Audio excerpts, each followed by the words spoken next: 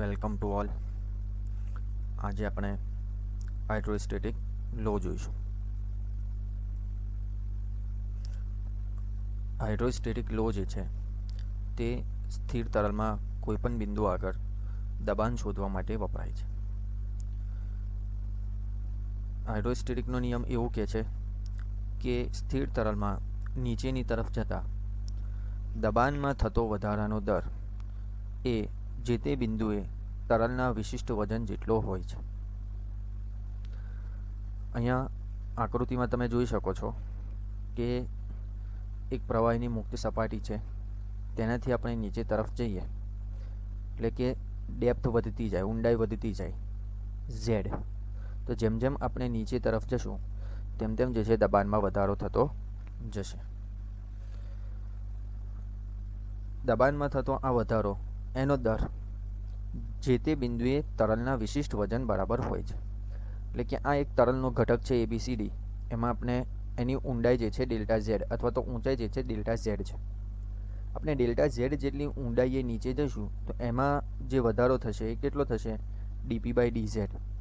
Okay, તો આ dp/dz જે છે તરલના વિશિષ્ટ વજન એટલે કે જેને આપણે સ્મોલ w વડે દર્શાવીએ છીએ, રો ઇન્ટુ g જેટલો થશે. એટલે કે દબાણમાં થતો વધારાનો દર એટલે કે dp/dz equal to small w.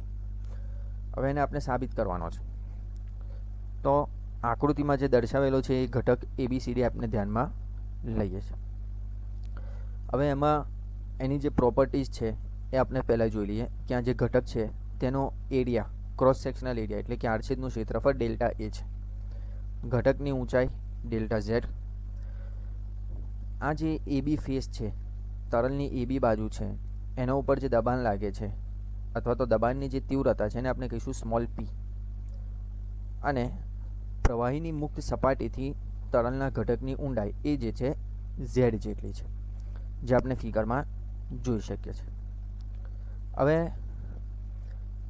આ તરલના ઘટક ઉપર ABCD ઉપર લાગતા બળો છે, એમાં સૌથી પહેલાં AB ફેસ ઉપર જે બળ લાગે છે, દબાણ બળ, કે જે દબાણ સ્મોલ p છે એના કારણે જે દબાણ બળ લાગશે એ લાગશે p into delta A.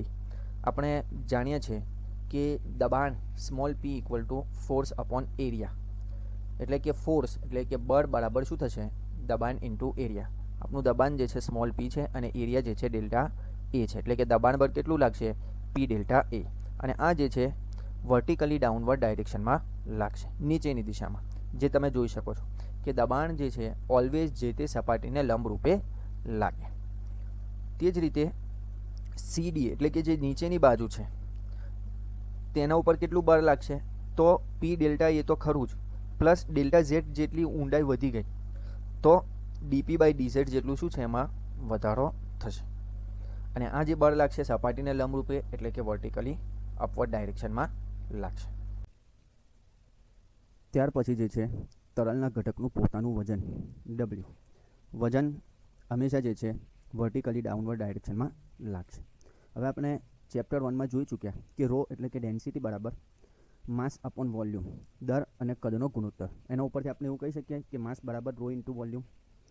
Okay, અને બીજું આપણે જોયું હતું વજન બરાબર માસ ઇન્ટુ ગ્રેવિટેશનલ એક્સિલરેશન. હવે આ જે માસની વેલ્યુ છે રો ઇન્ટુ વી, એને આપણે અહીંયા વજનની ફોર્મ્યુલામાં મૂકીએ તો વજન બરાબર rho into v into g, એટલે કે density into volume into gravitational acceleration. એ આપણે અહીંયા મૂકેલું છે. ત્યાર પછી ઘટકની જે વર્ટિકલ ફેસ છે AC અને BD, એના ઉપર પણ સપાટીને લંબરૂપે શું છે? બળ લાગશે. બરાબર, દબાણ જે છે ઓલવેઝ સપાટીને લંબરૂપે લાગે. હવે AC ફેસ અને BD ફેસ ઉપર જે છે એક સરખું બળ લાગશે, કારણ કે બંને બાજુ એક સરખું તરલ આવેલું છે એટલા માટે. અને આ બળ, બંને બળ AC અને BD પરના બળો એકબીજાને વિરુદ્ધ દિશામાં હશે તો જ એ હોરિઝોન્ટલી ઇક્વિલિબ્રિયમમાં રહી શકશે. એટલે એ બંને હોરિઝોન્ટલ ફોર્સિસ છે AC અને BD ફેસ ઉપર, એને આપણે ગણીએ નહીં. હવે આ જે છે સ્થિર તરલ છે, સ્થિર તરલ છે મતલબ આપણો જે આ એલિમેન્ટ છે એ આપણો સંતુલન અવસ્થામાં હશે. સંતુલન અવસ્થા માટે આપણને ખ્યાલ છે કે હોરિઝોન્ટલ ફોર્સિસનું સમેશન ઇક્વલ ટુ 0, વર્ટિકલ ફોર્સિસનું સમેશન ઇક્વલ ટુ 0. હોરિઝોન્ટલ ઓલરેડી બે ફોર્સિસ હતા, ઇક્વલ અને ઓપોઝિટ ડાયરેક્શનમાં, એટલે એને આપણે કન્સિડર નહીં કરીએ. વર્ટિકલ ફોર્સિસમાં જોઈએ તો vertically upward forces equal to vertically downward forces. Downward ફોર્સિસમાં AB ઉપર લાગતું P ઇન્ટુ ડેલ્ટા એ અને બીજું છે વજન, અને અપવર્ડ લાગે છે CD ફેસ ઉપર લાગતું P plus DP by DZ delta Z into delta A. Okay, બરાબર છે. એને આપણે હવે જ્યાં ટર્મ છે P plus DP by DZ delta Z into delta A, એને આપણે બરાબરની ડાબી બાજુ લઈ જઈએ અને ઇક્વલ ટુ 0 વાળું આપણે ઇક્વેશન બનાવી દઈએ. બરાબર છે, ડાબી બાજુ આવશે એટલે માઇનસ થઈ જશે. ત્યાર પછી આપણે શું કરીશું કે આ જે ડેલ્ટા એ છે એને આપણે અહીંયા અંદર કૌંસમાં મલ્ટીપ્લાય કરીશું અને કૌંસ ખોલીશું એટલે માઇનસ જે છે અંદર મલ્ટીપ્લાય થશે, એટલે કે માઇનસ P અને માઇનસ DP બાય DZ અને આ ડેલ્ટા એ મલ્ટીપ્લાય થશે એટલે P ડેલ્ટા એ અને DP by DZ delta A into delta Z. આવી રીતે આપણે લખી શકીએ. ચાલો હવે તમે અહીંયા ધ્યાન આપો તો અહીંયા P ડેલ્ટા એ છે અને અહીંયા માઇનસ P ડેલ્ટા એ, તો બંને પ્લસ માઇનસ શું થઈ જશે? કેન્સલ થઈ જશે. એટલે એ પદ જે છે આપણે ઉડાડી દઈશું. એટલે આપણી પાસે હવે શું બાકી રહ્યું? Rho G delta Z into delta A minus DP by DZ delta Z into delta E. હવે આ જે rho G delta Z into delta A છે એને આપણે બરાબરની સામેની બાજુ લઈ જઈએ તો પ્લસ છે, સામેની બાજુ થશે શું જશે તો શું થશે? માઇનસ થશે. ક્લિયર? હવે બંને બાજુ માઇનસ માઇનસ કેન્સલ થઈ જશે અને આ જે ડેલ્ટા Z અને ડેલ્ટા એ છે એ પણ શું થઈ જશે? બંને બાજુ કેન્સલ થઈ જશે. ક્લિયર? એટલે ડેલ્ટા Z ડેલ્ટા એ કેન્સલ એટલે ડાબી બાજુ બાકી રહેશે DP બાય DZ અને જમણી બાજુ બાકી રહેશે રો ઇન્ટુ G, જે આપણને સાબિત કરવાનો હતો કે rho into G equal to આપણે W કહી શકીએ અને તેને આપણે કહીશું વિશિષ્ટ વજન. બરાબર છે. તો DP બાય DZ એટલે કે ઊંડાઈની સાપેક્ષે દબાણમાં થતો વધારો, Z જે છે આપણી ઊંડાઈ છે, P જે છે દબાણમાં થતો ફેરફાર એટલે કે અહીંયા વધારો થાય છે, એની વેલ્યુ કેટલી છે? Rho into G. એટલે કે હાઇડ્રોસ્ટેટિકનો નિયમ એવું કહેતો હતો કે આપણે સ્થિર તરલમાં નીચેની તરફ જઈએ તો દબાણમાં થતો વધારાનો દર એ જે તે બિંદુએ વિશિષ્ટ વજન જેટલો હોય છે. ઓકે, એટલે આપણને શું મળ્યું? DP by DZ equal to rho into G. હવે હું જે છે DZ ને સામે બાજુ લઈ જાઉં છું મલ્ટીપ્લાયમાં, તો આવી રીતે એને લખી શકીએ આપણે. અને બંને બાજુ જે છે હું સંકલન લઉં છું એટલે કે integration DP equal to integration rho G into DZ. હવે બરાબરની ડાબી બાજુ વાત કરીએ તો ઇન્ટિગ્રેશન DP છે. હવે આપણને ખ્યાલ છે કે ઇન્ટિગ્રેશન DX, તો એનું આપણે સંકલન શું થાય છે? X.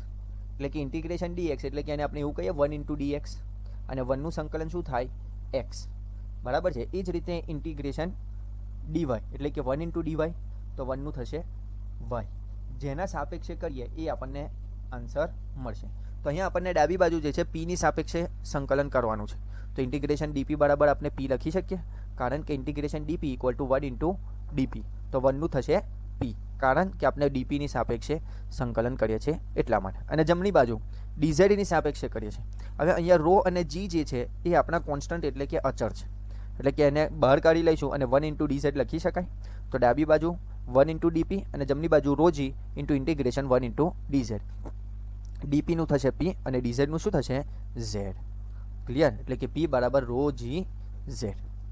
ઓકે, એટલે કે આની ઉપરથી આપણે ઝેડને સૂત્ર કરતા બનાવીએ તો ઝેડ બરાબર શું થશે?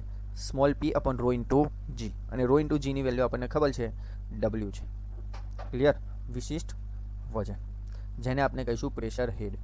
પ્રેશર હેડ જે છે H વડે પણ દર્શાવાય છે, એટલે કે Z અથવા તો H વડે પ્રેશર હેડને દર્શાવી શકાય.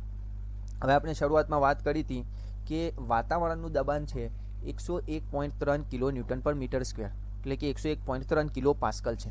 અને ત્યારે આપણે એવી વાત કરી હતી કે આ વાતાવરણનું દબાણ 760 મિલીમીટર પારાના હેડ જેટલું હોય છે અથવા તો 10.33 મીટર પાણીના હેડ બરાબર હોય છે. ત્યારે આપણે કીધું હતું કે દબાણ માટે જે છે પ્રેશર હેડ પણ વપરાય છે દબાણ દર્શાવવા માટે, એટલે કે જે તે તરલના કેટલો હેડ મળશે આપણને, કોઈ પર્ટિક્યુલર આપણને દબાણની વેલ્યુ આપેલી છે ન્યૂટન પર મીટર સ્ક્વેર અથવા તો કિલો ન્યૂટન પર મીટર સ્ક્વેર, એને આપણે જે છે પ્રેશર હેડના ફોર્મમાં પણ દર્શાવી શકાય.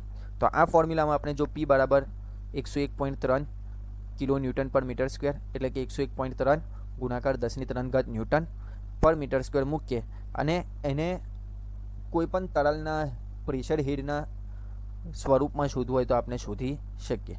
જો પાણીના સ્વરૂપમાં શોધવું હોય તો અહીંયા રો બરાબર પાણીની ડેન્સિટી 1000 મૂકવી પડે અને જી આપણને ખ્યાલ છે 9.8. ઓકે, અને જો મને મર્ક્યુરી એટલે કે પારાના હેડના ફોર્મમાં શોધવું હોય તો રો બરાબર મર્ક્યુરી એટલે કે પારાની ડેન્સિટી 13,600 કિલોગ્રામ પર મીટર ક્યુબ મૂકવી પડે. જો આપણે પાણીની ડેન્સિટી મૂકીએ અને પાણીના સ્વરૂપમાં પાણીના હેડના ફોર્મમાં આ પ્રેશરનું વેલ્યુ શોધવું હોય તો આપણને 10.33 મીટર મળશે. અને જો પાણાના રૂપમાં શોધવું હોય તો પાણાની ડેન્સિટી 13,600 કિલોગ્રામ પર મીટર ક્યુબ મૂકીએ તો આપણને 0.76 મીટર એટલે કે 760 મિલીમીટર મળશે. આની મદદથી જે છે આપણે કોઈપણ દબાણ આપેલું હોય કિલો ન્યૂટન પર મીટર સ્ક્વેર અથવા તો ન્યૂટન પર મીટર સ્ક્વેર, જેને આપણે પાસ્કલ અથવા તો કિલો પાસ્કલ કહીએ, તો એને જે છે કોઈપણ તરલના હેડના રૂપમાં આપણે દર્શાવી શકીએ. ઓકે, અથવા તો એના કરતાં ઉલટું, કોઈપણ તરલના હેડના રૂપમાં આપેલું હોય તો એને આપણે કિલો ન્યૂટન પર મીટર સ્ક્વેર અથવા તો ન્યૂટન પર મીટર સ્ક્વેરના સ્વરૂપમાં દર્શાવી શકીએ. ક્લિયર છે? ચાલો, હવે આના ઉપરથી આપણે આવું લખી શકીએ P બરાબર ρ1g(z1) equal to ρ2g(z2). ρ1g(z1) એટલે કે તરલ 1ના સ્વરૂપમાં આપણે દર્શાવીએ અને ρ2g(z2) એટલે કે તરલ 2ના હેડના સ્વરૂપમાં દર્શાવીએ. બરાબર છે? તો બંનેમાં આપણે જે છે દબાણનું મૂલ્ય જે છે સરખું રહેશે. દાખલા તરીકે આપણે વાત કરીએ કે આપણે વાતાવરણના દબાણની વાત કરીએ તો વાતાવરણનું દબાણ 101.3 કિલો ન્યૂટન પર મીટર સ્ક્વેર છે.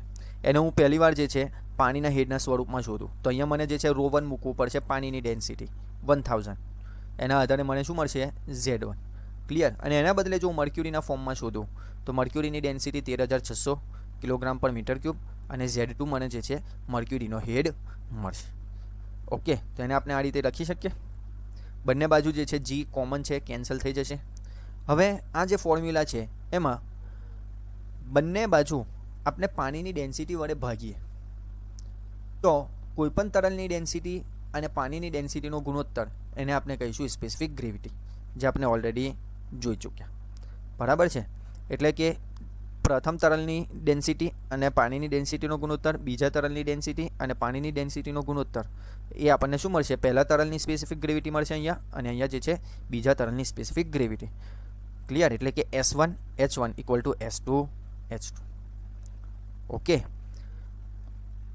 એટલે કે આની મદદથી આપણે એક તરલના હેડમાંથી બીજા તરલના હેડમાં ના સ્વરૂપમાં જે છે પ્રેશરને દર્શાવી શકીએ. ઉપર જે આપણે જે છે પ્રેશર હેડ માટેની ફોર્મ્યુલા જોઈ, P બરાબર ρgH અથવા તો ρgZ, એના ઉપરથી Z equal to P by ρg. આની મદદથી આપણે જે છે જે દબાણ આપેલું હોય પાસ્કલ અથવા તો કિલો પાસ્કલ એટલે કે ન્યૂટન પર મીટર સ્ક્વેર અથવા કિલો ન્યૂટન પર મીટર સ્ક્વેર, એને આપણે હેડના કોઈપણ તરલના હેડના સ્વરૂપમાં દર્શાવી શકાય. એટલે કે આ રૂપાંતર જે છે ન્યૂટન પર મીટર સ્ક્વેર અથવા તો કિલો ન્યૂટન પર મીટર સ્ક્વેરમાંથી કોઈપણ તરલના હેડમાં કર્યું. બરાબર છે? કે પાણીના હેડ બરાબર આટલું અથવા તો મર્ક્યુરીના હેડ બરાબર આટલું અથવા તો બીજું કોઈ પણ તરલ અથવા તો ઓઇલ આપેલું હોય તો એમાં આપણે કિલો ન્યૂટન પર મીટર સ્ક્વેર અથવા તો ન્યૂટન પર મીટર સ્ક્વેરથી હેડમાં આપણે કન્વર્ટ કરી શકીએ દબાણને. બરાબર? અથવા એના કરતાં ઉલટું, હેડમાં આપેલું હોય તો એને આપણે કિલો ન્યૂટન પર મીટર સ્ક્વેર અથવા તો ન્યૂટન પર મીટર સ્ક્વેરમાં કન્વર્ટ કરી શકીએ. જ્યારે આ જે ફોર્મ્યુલા S1H1 બરાબર S2H2 છે એની મદદથી એક તરલના હેડમાંથી બીજા તરલના હેડમાં આપણે રૂપાંતર કરી શકીએ. ક્લિયર છે? તો આ જે છે હાઇડ્રોસ્ટેટિક લો છે.